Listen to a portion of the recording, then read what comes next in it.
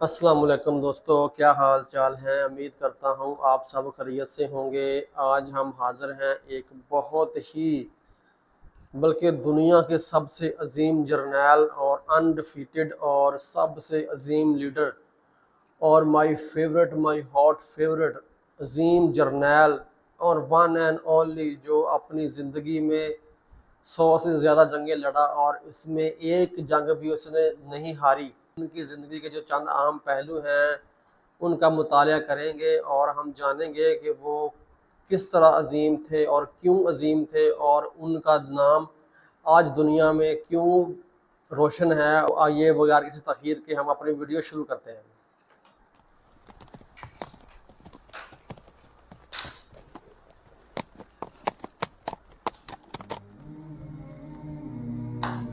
سیدنا خالد ابن ولید رضی اللہ تعالیٰ عنہ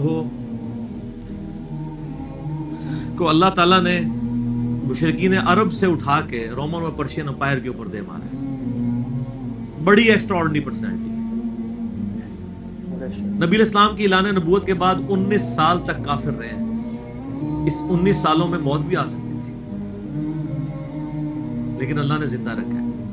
حتیٰ کہ غزوہ احد کے موقع پر نبی الاسلام کے جو 4 دانت شہید ہوئے ہیں، جو بخاری مسلم میں آتا ہے، حضرت خالد بن ولید کی وجہ سے ہوئے ہیں۔ انہوں نے وہ جب درہ چھوڑ دیا تھا عبداللہ ابن جبیر اور باقی ان کے ساتھیوں نے، عبداللہ ابن جبیر نے تو نہیں چھوڑا تھا، چند ساتھیوں نے، تو یہ پیچھے سے آگے حملہ آور ہوئے اور نبی علیہ السلام کی بددعائیں ان کے لیے اس موقع پہ۔ نبی علیہ السلام کی مبارک زبان سے نکل گیا، اللہ ایسی قوم کو کیسے ہدایت دے گا جنہوں نے اپنے نبی کا چہرہ خون سے رنگ دیا۔ تو سورہ ال عمران میں جہاں پہ صحابہ کرام کو اللہ تعالیٰ نے گرفت کی ہے نا 60 آیات میں کہ غزوہ احد پہ تم نے یہ غلطی کی، پھر اینڈ پہ معاف بھی فرما دیا، پہلی گرفت نبی علیہ السلام پہ آئی ہے۔ لیس لک من الامر شیء، نبی آپ کو تو کوئی اختیار نہیں، اللہ چاہے ان کو ہدایت دے دے۔ اوئے ہوئے ہوئے ہوئے، اور اسی کو ہدایت بھی مل گئی۔ اسی پیگن کو اللہ نے اٹھایا ہے۔ پیگن انگلش میں کہتے ہیں بت پرست۔ آپ گوگل پہ جا کے لکھیں حضرت خالد بن ولید کا تعارف، کہ ایک عرب کا پیگن اللہ نے اٹھا کے اسے رومن اور پرشین امپائر الٹوا دیا۔ پھر 19 سال تو کفر میں گزرے ان کے، اسلام میں ان کے 19 سال نہیں گزرے سر، بمشکل 10-11 سال، لیکن انہوں نے اپنے 19 سالوں کے بھی سارے گناہ دھلوا دیے، جو کچھ کیا پھر اور جو کچھ اللہ نے ان سے کام لیا۔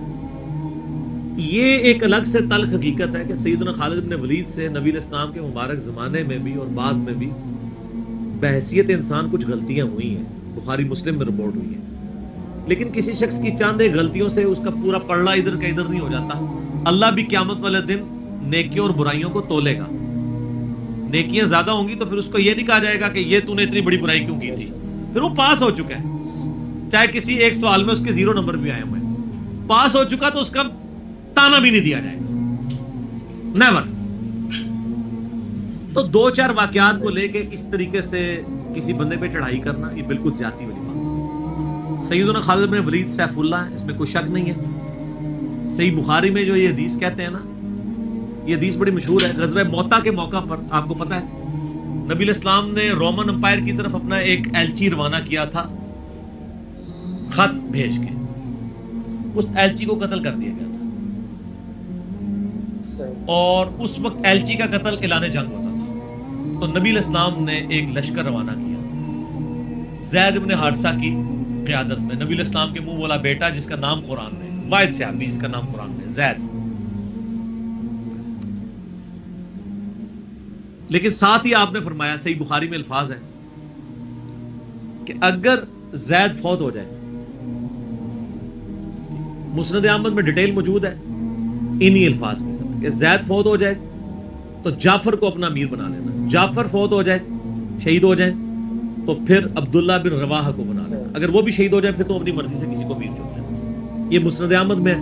بخاری میں الفاظ ہے کہ صحابہ کرام کہتے ہیں نبی علیہ السلام مدینہ شریف میں تھے اور آپ علیہ السلام کی آنکھوں سے مسلسل آنسو رواں تھے، اور آپ نے کہا کہ میرے زید کو شہید کر دیا۔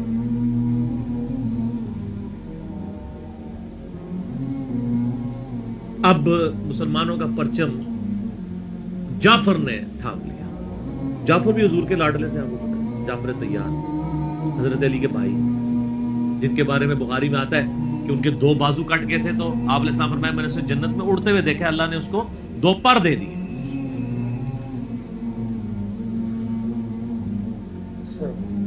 نجاشی کے دربار میں انہوں نے ہی، آپ کو پتہ، سورہ مریم پڑھی تھی.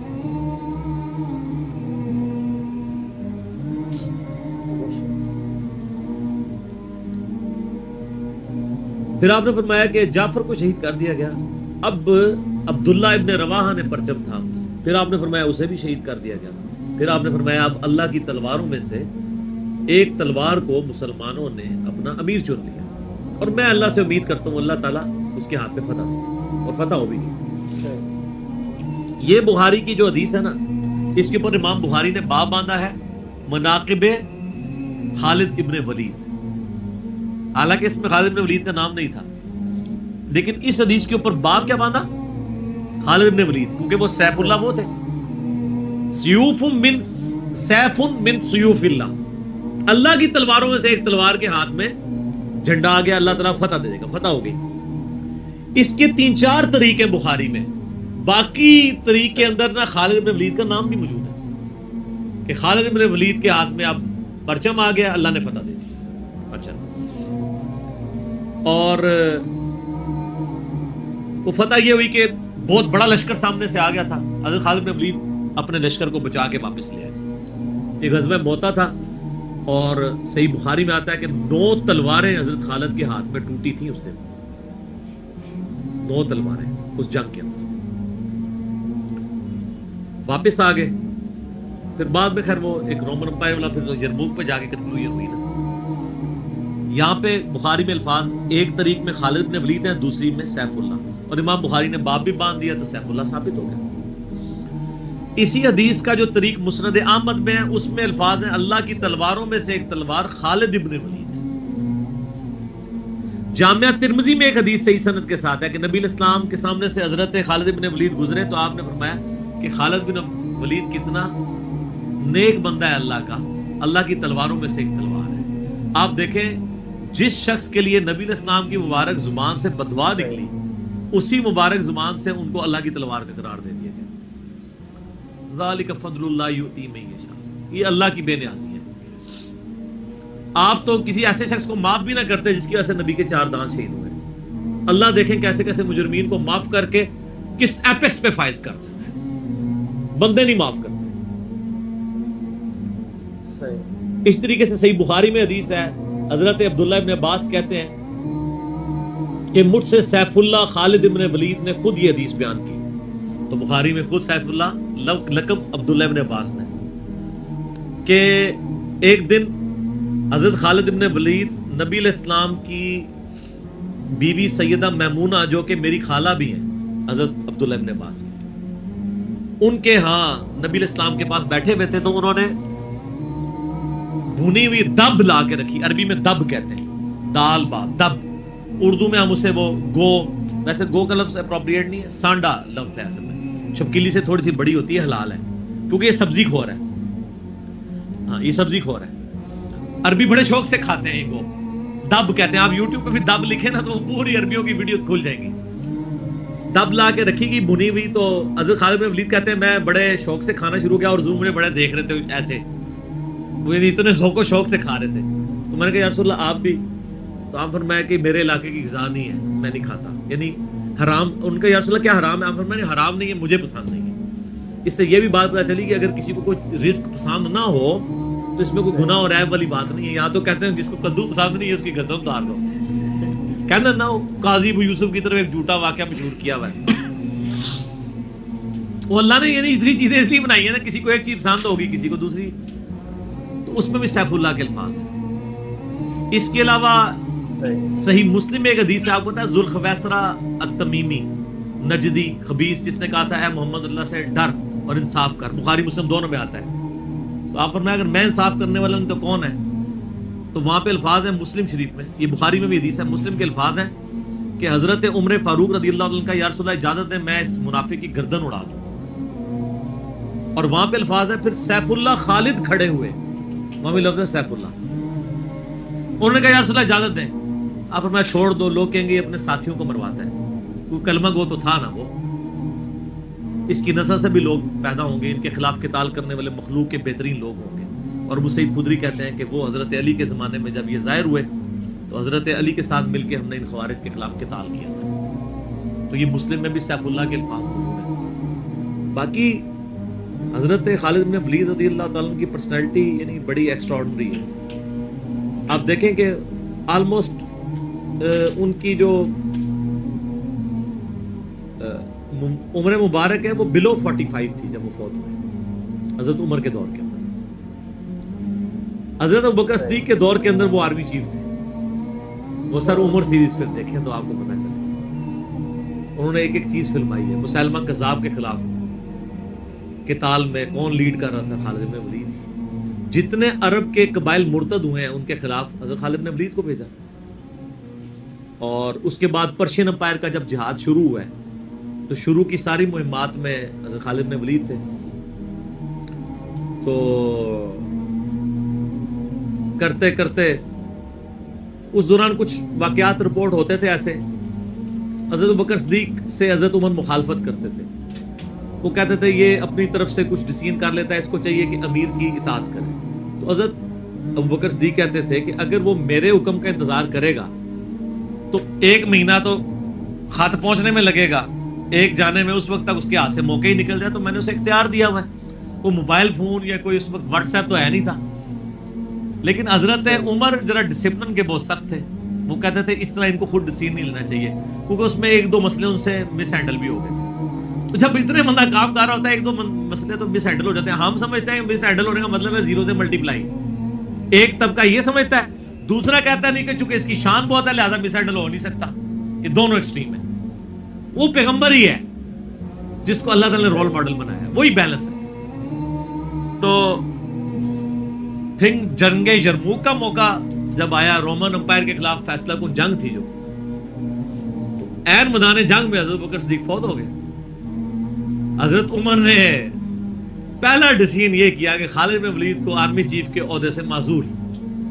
ہائے ہائے سر, بالکل آپ آخری اوور چل رہے ہو اور آپ کا جو پلیئر سینچری مار رہا ہو, آپ اس کو کہیں اس کو واپس آ جاؤ اور ایک نیا پلیئر بھیج دیں. جو کریز پہ سیٹ تھا اس کو آپ واپس بلا لیں. یہ وہ شخص کر سکتا ہے جس کا خدا پہ یقین ہو. تو اور آپ کو پتہ ہے حضرت عمر کے رشتہ دار تھے قریبی, انہی کے قبیلے سے تھے حضرت خالد بن ولید. حضرت خالد بن ولید کو پتہ تھا کہ یہ اگر عمر خلیفہ بنے گا نا تو پھر میرا معاملہ پہلے ہوگا. اور وہی ہوا. ابو عبیدہ ابن جراح کو بنا کے بھیج دیا. لوگوں میں بڑی چیمہ گوئیاں شروع ہوئی کہ لو جی سب سے بڑی آرمی کے خلاف جنگ ہو رہی ہے, سب سے بڑی سپر پاور, اور عین میدان جنگ میں یہ ڈیسیژن کر دیا ہے, اگر مسلمان ہار گئے پھر کیا ہوگا, یہ وہ اللہ نے فتح دے دی. فتح ہوئی تو اب جب لوگ آ کے مبارک باتیں پیش کر رہے ہیں, پھر حضرت عمر نے آ کے مسجد نبی میں خطبہ دیا. انہوں نے کہا خدا کے لیے میں تم سے یہی تو چیز ختم کرنا چاہتا تھا کہ یہ فتوحات خالد کی وجہ سے نہیں ہو رہی, رب خالد کی وجہ سے ہو رہی ہے. کل کو خالد نہیں رہے گا تو تم کیا سمجھو گے کہ اسلام ختم ہو جائے گا؟ اسلام نے تو آگے چلنا ہے. ٹھیک ہے. پھر انہوں نے کہا میری دوسری حکمت یہ تھی کہ مجھے پتا ہے کہ اب یہ رومن امپائر مسلمانوں کے پاس آ جائے گی, بیت المقدس بھی فتح ہو گیا پھر بعد میں. تو خالد ابن ولید جو ہے یہ جنگ کی فیلڈ کا ماسٹر ہے, اور جب کوئی علاقہ فتح ہو جاتا ہے پھر کسی جنگجو کی وہاں گورنر لگانے کی ضرورت نہیں ہوتی, بلکہ کسی ایسے شخص کو گورنر لگانے کی ضرورت ہوتی ہے جو ہیومن انسٹنکٹ سے واقف ہو, جس کو ہیومن مینجمنٹ آتی ہو. تو خالد تو ہمیشہ تلوار کے ساتھ ہی کھیلا ہے, اس کو ہیومن مینجمنٹ نہیں آتی. تو میں نے اس شخص کا انتخاب کیا ہے جس کو سب سے زیادہ رسول اللہ صلی اللہ علیہ وسلم کی صحبت کا شرف حاصل ہے. اور بخاری مسلم میں حدیث ہے کہ نبی علیہ السلام نے فرمایا کہ ہر نبی کے ساتھ ایک امین ہوتا ہے, اور میرا امین جو ہے وہ ابو عبیدہ ابن جراح ہے. ان کو پھر یعنی یرموک میں حضرت عمر نے یعنی آرمی چیف لگایا اور فتح ہوئی. اس کے بعد بیت المقدس بھی فتح ہو گیا, کیونکہ ابو عبیدہ جو ہے وہ شروع کے مسلمانوں میں سے مکی دور کے. اب بعد میں لوگوں کو اسلام سکھانا تھا تو ایسے بندے کی ضرورت تھی. تو پھر حضرت عمر آپ کو پتا ہے نا دورے پہ بھی گئے تھے بیت المقدس کی چابیاں لینے کے لیے. تو وہاں پہ کئی واقعات ہیں. ان میں سے ایک جو واقعہ ابو عبیدہ کا جو کہ ذکر ہوا ہے, تو اس کے بعد حضرت عمر ابو عبیدہ کو کہتے ہیں مجھے اپنے اب آپ آفس میں لے چلو.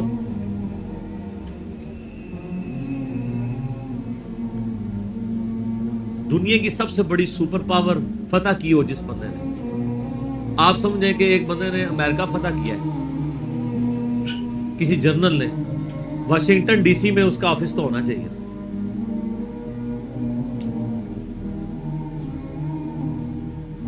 حضرت عمر رضی اللہ تعالیٰ عنہ کو ابو عبیدہ جب اپنے یعنی آفس میں لے کے گئے, تو آفس کیا تھا, اسی قلعے کا ایک پرانا سا کمرہ جس کے ایک کونے کے اوپر مصلا بچھا ہوا ہے, ایک وضو کی جگہ ہے, لوٹا پڑا ہوا ہے.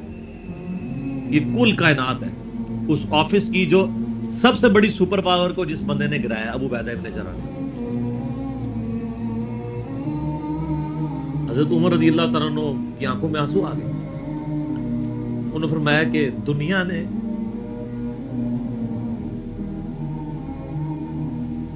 ہر بندے کے اوپر اپنا اثر چھوڑا ہے سوائے ابو عبیدہ ابن جراح کے. دنیا اسے شکست نہیں دے سکی. دنیا سے مراد دنیا کی محبت. ہر بندے نے اپنا حصہ لے لیا. اس لیے آپ کو پتا ہے نا کہ حضرت عمر اپنے دور خلافت میں ابو عبیدہ ابن جراح کو بار بار خط لکھتے رہے کہ آپ ادھر آ جائیں, کیونکہ حضرت عمر چاہتے تھے کہ میں اپنے بعد کو خلیفہ نامزد کروں گا, اس لیے کہ وہ امین الامت ہے. لیکن وہ پھر حضرت عمر کے دور میں طاعون کے مرض میں جو پھیلی تھی شام میں, اس میں وہ پھر شہید ہو گئے, اور وہی ان کا پھر وہ قبر بن گئی.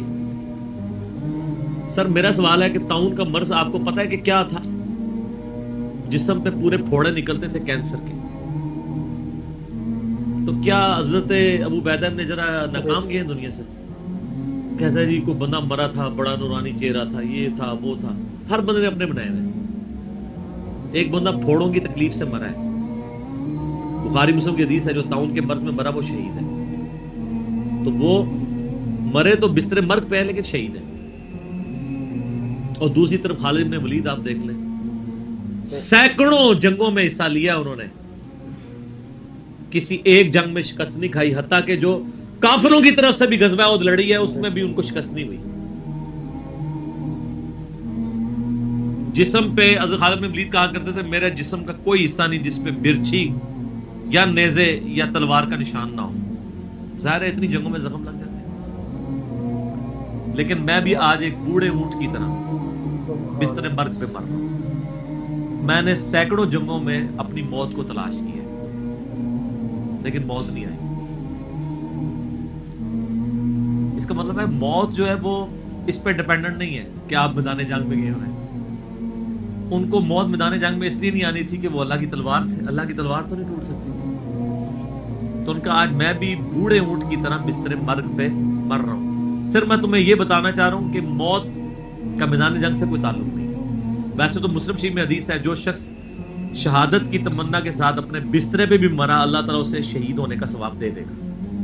ہمیں نیت کرنی چاہیے. یہ حضرت خالد بن ولید کے شعر ہیں کہ میں بھی اگر موت میدان جنگ میں آتی تو مجھے آتی جس نے سینکڑوں مار کے لڑے ہیں, اور سر پیچھے بیٹھ کے نہیں آج کل کے جرنیلوں کی طرح, فرنٹ سے لیڈ کر کے. تو یہ ان کے اشعار آج بھی ان کا جو قبر یا مزار بنا ہے اس کے ساتھ ایڈجسنٹ مسجد کی دیوار کے اوپر یہ شعر لکھے ہوئے ہیں. آپ یوٹیوب پہ جا کے دیکھیں تو آپ کو مل جائے گے. فرنٹ سے لیڈ کر کے پوری زندگی لڑے. باقی ان سے جو کچھ واقعات مس ہینڈل ہوئے ہیں اس سے آپ ان کی یہ نہیں کہہ سکتے کہ زندگی زیرو سے ملٹی پلائی کر رہی, کیونکہ جو بندہ موت کو گلے لگانے کے لیے ہر وقت تیار ہو اس کے بارے میں یہ کہنا کہ وہ کسی عورت کے معاملے میں مطلب وہ اس سے محبت کے چکر میں اس نے اس کے یعنی خامد کو مروا دیا, جو ایک واقعہ ملتا ہے, ایسا نہیں تھا. کیونکہ حضرت عبداللہ بن عمر اور عمار بن یاسر آپ کو پتا ہے یہ رپورٹر تھے حضرت ابو بکر کے. غزوہ جب وہ جنگ یمامہ کے بعد واپس آئے نا, انہوں نے آگے رپورٹنگ کی انہوں نے پوچھا ہاں بتاؤ اتنے مار کے لڑے کیا ہوا کیا ہوا؟ تو عمار بن یاسر نے کہا کہ اللہ کی قسم آپ جنگ یمامہ تو جیتی ہے حضرت خالد بن ولید کی وجہ سے، پہلے تو پسپائی ہو گئی تھی، 700 وفات شہید ہو گئے تھے، حضرت خالد بن ولید اکیلے آگے چلے گئے تھے جسے روپ پڑا تھا. تو ان کا کہ امیر المومنین خالد ہم میں سے اگر کوئی شہید ہوتا سب سے پہلے خالد ہوتا. یہ ہر جنگ میں سب سے پہلے آگے جا کے لڑتے تھے، اور اگر کوئی سب سے پہلے دشمنوں کے تیروں اور نیزوں کا شکار ہوتا تو خالد بن ولید ہوتا. تو جب جس بندے کی زندگی کی کمٹمنٹ کا لیول یہ ہو نا، اس کے لیے عورتوں کا شگف کوئی شگف نہیں ہوتا. جب بندہ جان ہتھیلی پہ رکھ کے جا رہا ہو، سر یہ ہماری سچویشن نہیں ہے، تو وہ آپ کسی بندے کی اجتہادی خطا یا کہیں پہ کوئی اس کا مسئلہ وہ ایک علیحدہ بات ہے. اوورآل جو بندہ اتنا کمٹمنٹ کے ساتھ لڑ رہا ہو اس کے بارے میں یہ بدگمانی نہیں کی جا سکتی کہ اس کے اندر کوئی اس حوالے سے جھوٹ پائے.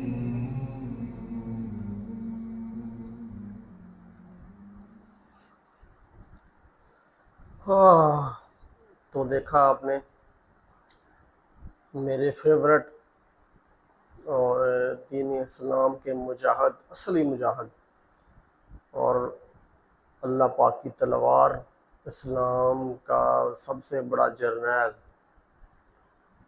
ان کی زندگی کے چند اہم واقعات. اور امید کرتا ہوں کہ آپ کو یہ ویڈیو اچھی لگی ہوگی. اگر اچھی لگی ہے تو چینل کو لائک کر دیں، سبسکرائب کر دیں، اور کمنٹس میں اپنی رائے کا اظہار لازمی دیں. انشاءاللہ ہم ملیں گے ایک ایسی ہی اچھی ویڈیو کے ساتھ. تب تک کے لیے اللہ حافظ.